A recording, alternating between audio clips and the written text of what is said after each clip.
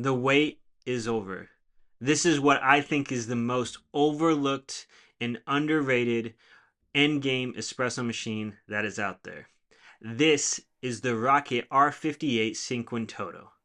This has been overshadowed as an endgame machine by things like the Lelit Bianca, Slayer, and the Decent Espresso Machine, and the soon to be meticulous espresso machine that's going to be in a lot of people's homes very, very soon. So, I want to go over why I chose this machine as the machine for my house and what I miss about my old machines, what I wish this machine had, and whether or not I think it's going to last for a long time on my coffee bar. So starting off, this has quite a bit of features in here. This comes in at about $3,300, so it's very expensive, and that's before any modifications that come into it. It has a lot of great features, like you can drain out the drip tray into your water line, or what I do is into a 5-gallon bucket underneath my coffee bar. You can also plumb this into your water line, or like I did, a 5-gallon bucket in my coffee bar. It has two gauges here, one for the boiler and one for the steam. It has a nice PID screen that you can simply plug in to the side of your machine, and that will allow you to control the steam temperature and the brew temperature, as well as a few other features like having it auto turn on at a certain time every single day. This came with a few accessories like a single spouted portafilter, a double spouted portafilter, and a USB flash drive for those people who still use those. Not sure why they included it, but it sure did come with one. This machine is a dual boiler machine with a rotary pump, and what that means is this is a lot quieter than a lot of other machines because of that rotary pump. The vibratory pump is quite a bit louder than that.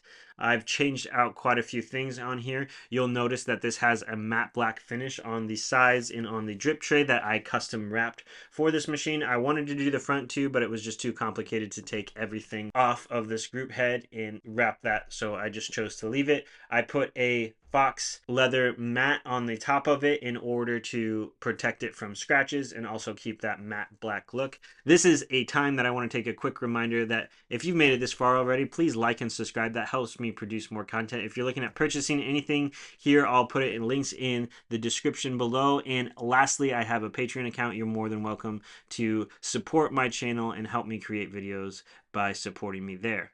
All the stuff is in the description below. Let's get back into it.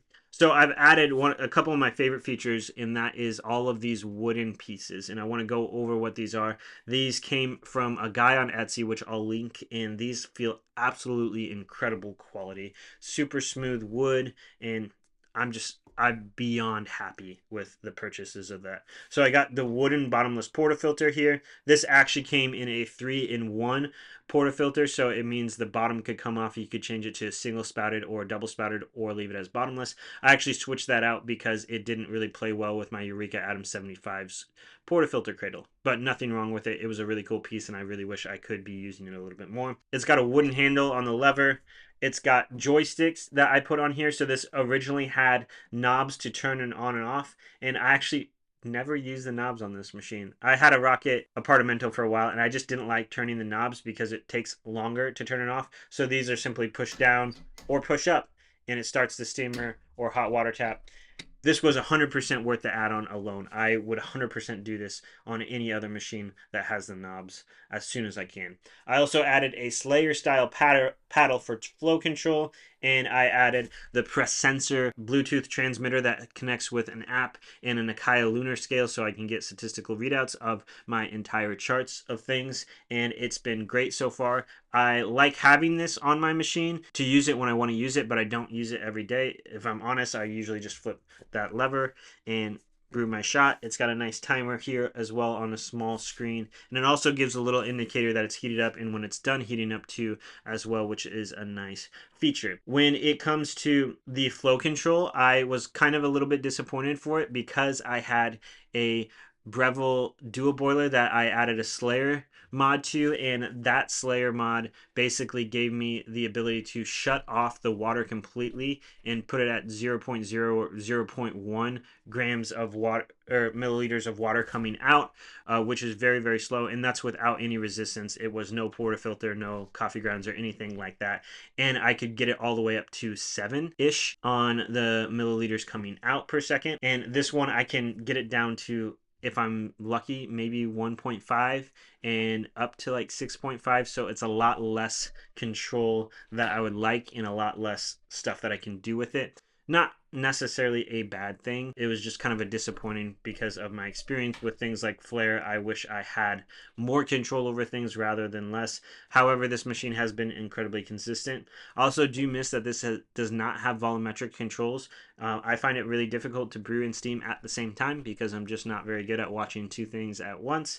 So it's nice to kind of have that volumetric dosing where you can just have it stop automatically for you, so you can brew and steam at the same time. It's a little bit quicker, but you're not going to mess up your shot by letting it run way too long because you weren't paying attention, or vice versa, and letting your steam get way too hot and your milk get way too hot. Overall, one of the things that I absolutely love and why I would consider this an end game machine at home is because it is a solid choice that is going to be reliable and not going to have any issues, and it has a lot of features for great consistency. I'm all about ease of use, but I still like the tech side of things. I still like the options to have a little bit more customability with a machine rather than just the most easiest shots that you can do. Hence, I don't have a super automatic machine. I like to have a little bit of control and make the best coffee I can, but without sacrificing a lot of time and a lot of effort in the morning.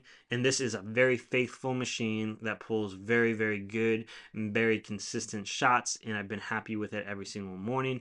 And it gives me the ability to geek out a little bit on those mornings or on those weekends where I want to spend a little extra time making coffee. I'll pull out my smartphone, I'll connect it to that press sensor and hook it up and everything, and I will make some charts and brew some coffee that way and get a little bit more high tech like you would have with a Decent, and I'll control it a little bit more with that paddle. But typically on a morning I just pull my shot, steam my milk, and probably leave the paddle straight center. I find that pretty good and consistent shots, and that's what I've been happy with. It's been a game changer in my life to be able to pump this into a 5-gallon bucket and to also have it drain automatically on the drip tray. One of the things I've always noticed with machines that I absolutely hate is when you take your steam one arm and you purge it into your drip tray, having water splash everywhere because your drip tray had just too much water even though it was not full. And that is a problem for me. So the ability to just be able to purge your steam in there and not having water splash out is a huge thing and really helps keep everything super clean for me. The mat on the top is super nice. The build quality of this is super nice, and I just absolutely love the look of how this machine turned out. It's super unique looking because it doesn't have the classic R58 knobs. It has a Slayer paddle on the top. It just has a lot going for it. It's one of those things that I look forward to using on a regular basis, and it's just been incredibly enjoyable. The only way I would upgrade from this machine is if the build quality was just the same as this one, or maybe even better, and it also had a little bit more control on the paddle and maybe even the ability to volumetric dose. As weird as that sounds for an expensive machine, a lot of people don't look for that feature, but it is a nice feature to have at some point. So maybe I'll upgrade this to one of the higher end machines from market down the road, but for the time being I am mostly super content with this machine outside of missing that little bit of control that I would get with the Breville dual boiler and the ability to do volumetric dosing. Other than that, that build quality of this thing and the joy of this machine really makes it something that I think was well worth the money. And it is an expensive machine, but I think this is a machine that's going to last forever, and it just feels so much better built than the Lelit Bianca in my opinion.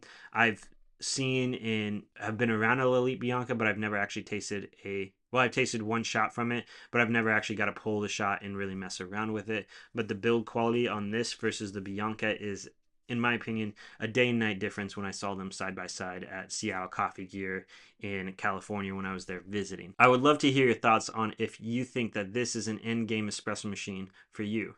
If it's not, why isn't it? What are you looking for instead? I would love to hear your thoughts in the comments below, and thank you so much for watching.